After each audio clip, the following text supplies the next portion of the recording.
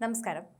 അടുത്ത വർഷം നടക്കാനിരിക്കുന്ന ICC ഏകദിന ലോകകപ്പ് ഇന്ത്യൻ ടീമിനെ സംബന്ധിച്ച് ഏറെ സ്പെഷ്യൽ ആണെന്ന് തന്നെ പറയേണ്ടി വരും. കാരണം ഒരുപാട് പ്രത്യേകതകളെ തുടർന്ന് ആരാധകർ ആവേശത്തോടെ ഉറ്റുനോക്കുന്ന ഒരു പ്രധാനപ്പെട്ട ടൂർണമെന്റ് തന്നെയാണിത്.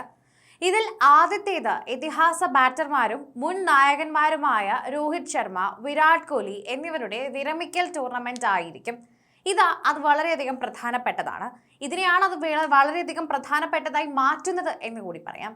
നിലവിൽ ഏകദിനം മാത്രം കളിക്കുന്ന ഇരുവരുടെയും സ്വപ്നം അടുത്ത ലോകകപ്പ് നേട്ടത്തോടെ പടിയിറങ്ങുക എന്നത് തന്നെ ആയിരിക്കുമെന്നും നമുക്ക് പറയാൻ സാധിക്കും. അതുകൊണ്ട് തന്നെ അതുപോലെ ഇരുവരുടെ കാര്യങ്ങൾ ആരാധകർ അടുത്ത ലോകകപ്പ് വൻ ആഘോഷമാക്കി മാറ്റുമെന്നുള്ള കാര്യവും ഉറപ്പാണ്. റോക്കോയുടെ മാത്രമല്ല, ഇന്ത്യൻ കോച്ച് ഗൗതം ഗംഭീറിന്റെ അവസാന ചാലഞ്ചും ഇത് തന്നെയാണ്. ലോകകപ്പോടെയാണ് അദ്ദേഹത്തിന്റെ കരാർ അവസാനിക്കുന്നത്. ശുഭ്മൻ ഗില്ലിനു കീഴിൽ ഏറ്റവും ശക്തമായ ടീമിനെ ലോകകപ്പ് ദൗത്യത്തിനായി ഇന്ത്യ നിയോഗിക്കുമെന്നതിൽ സംശയവുമില്ല. എടുത്തു പറഞ്ഞു നോക്കിയാൽ ഇന്ത്യയുടെ ഈ ലോകകപ്പ് സ്ക്വാഡിൽ സ്ഥാനം ലഭിക്കാൻ ഇടയില്ലാത്ത താരങ്ങൾ ആരൊക്കെയാകുമെന്ന് പരീക്ഷിക്കേണ്ട കാര്യമാണ്. ഇന്ത്യയുടെ ഏകദിന ലോകകപ്പ് സ്ക്വാഡിൽ തന്നെ സ്ഥാനമില്ലാതെ വരുന്നതും പുറത്തിറക്കേണ്ടതായും വരുന്നതും പ്രധാനമായും 5 പേർക്കായിരിക്കും എന്നാണ് എടുത്തു പറയുന്നത്. 1 ഋഷഭ് പന്ത്, 2 സഞ്ജു സാംസൺ, 3 രവീന്ദ്ര ജഡേജ, 4 നിതീഷ് കുമാർ റെഡ്ഡി, 5 ഋതുരാജ് ഗേക്വാദ്. ഇവരൊക്കെ ആയിരിക്കും ശരിക്കും പറഞ്ഞാൽ ഇന്ത്യൻ ടീമിൽ കാണാനിടയില്ലാത്ത താരങ്ങൾ എന്ന് പറയുന്നു. ഇതിൽ കൂടുതലും വിക്കറ്റ് കീപ്പർമാരാണ് ഉള്ളതെന്ന് പറയാം. അതുപോലെ തന്നെ ബാധിക്കപ്പെടുന്ന ഒരു നല്ല ബാറ്റിംഗ് നിരയുമുണ്ട് എന്ന് പറയാം. എന്തുകൊണ്ടായിരിക്കാം ഇവർ പുറത്തിരിക്കുന്നത്, അല്ലെങ്കിൽ ഇവരെ പുറത്തു നിർത്തുന്നത്? ഇത്തരത്തിലുള്ള ചോദ്യങ്ങൾ ഇവിടെ പ്രധാനമായി തന്നെ ഉത്കണ്ഠ ഉൽപ്പാദിപ്പിക്കുന്നുണ്ട്. ഏകദിനത്തിൽ ഫസ്റ്റ് ചോയ്സ് വിക്കറ്റ് കീപ്പറുടെ റോൾ KL രാഹുലിന്റെ കയ്യിൽ ഭദ്രമായതുകൊണ്ടാണ് അവിടെ സഞ്ജുവിനെ മാറ്റി നിർത്തുന്നത്. നിലവിൽ ഈ റോളിലേക്ക് അദ്ദേഹത്തിന് ആരും തന്നെ ഭീഷണിയായി ഉയരുന്നില്ല എന്നതും എടുത്തു പറയേണ്ട ഒരു കാര്യമാണ്. പരിക്ക് പോലെ അപ്രതീക്ഷിതമായി ഒന്നും സംഭവിച്ചിട്ടില്ലെങ്കിലും ലോകകപ്പിൽ വിക്കറ്റ് കാക്കുന്നതും അദ്ദേഹമാകും.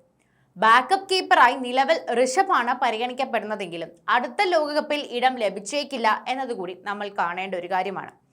അദ്ദേഹത്തിന് പകരം മറ്റൊരു ഇടം കയ്യൻ ബാറ്ററും കീപ്പറുമായ ഇഷാൻ കിഷൻ ആയിരിക്കും ലോകകപ്പ് ടീമിലേക്ക് നറുക്കു വീണേക്കുക എന്നുകൂടി പറയുന്നു. നിലവിൽ അദ്ദേഹം ദേശീയ ടീമിലേക്ക് മടങ്ങിയെത്തുന്നതിന് തൊട്ടരികിലാണ് എന്ന് തന്നെ നമുക്കറിയാം. അതുകൊണ്ട് തന്നെ 2 വർഷങ്ങൾക്ക് ശേഷം T20 ടീമിലേക്ക് ഇഷാൻ തിരിച്ചെത്തുകയും ചെയ്തിട്ടുണ്ട് എന്നതും നമ്മൾ മനസ്സിൽ വെക്കേണ്ട ഒരു കാര്യമാണ്. ഏകദിനത്തിലും വൈകാതെ അദ്ദേഹത്തെ പ്രതീക്ഷിക്കാം.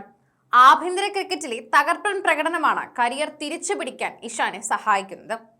രാഹുലിനെ പോലെ ഓപ്പണിംഗ് മുതൽ മധ്യനിരയിൽ വരെ എവിടെയും ബാറ്റ് ചെയ്യാൻ സാധിക്കുകയും ചെയ്യും അദ്ദേഹത്തിന്.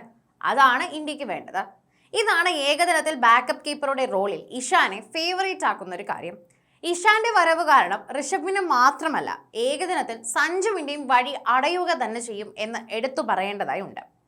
ഇപ്പോൾ തന്നെ നോക്കിയാൽ മലയാളി താരത്തിന്റെ ഏകദിന കരിയർ ഏറെക്കുറെ അവസാനിച്ച മട്ടാണ് എന്ന് പറയാം. കാരണം 2 വർഷത്തിലേറെയായി സഞ്ജു ടീമിന് പുറത്താണ്. 2023 സൗത്ത് ആഫ്രിക്കയുമായുള്ള മത്സരത്തിൽ മാച്ച് വിന്നിംഗ് സെഞ്ചുറി കുറിച്ച ശേഷം സഞ്ജുവിന് അവസരം ലഭിച്ചിട്ടേയില്ല. ഇനിയൊരു കോൾ ലഭിക്കുമോ എന്നത് സംശയകരമായ ഒരു കാര്യവുമാണ്.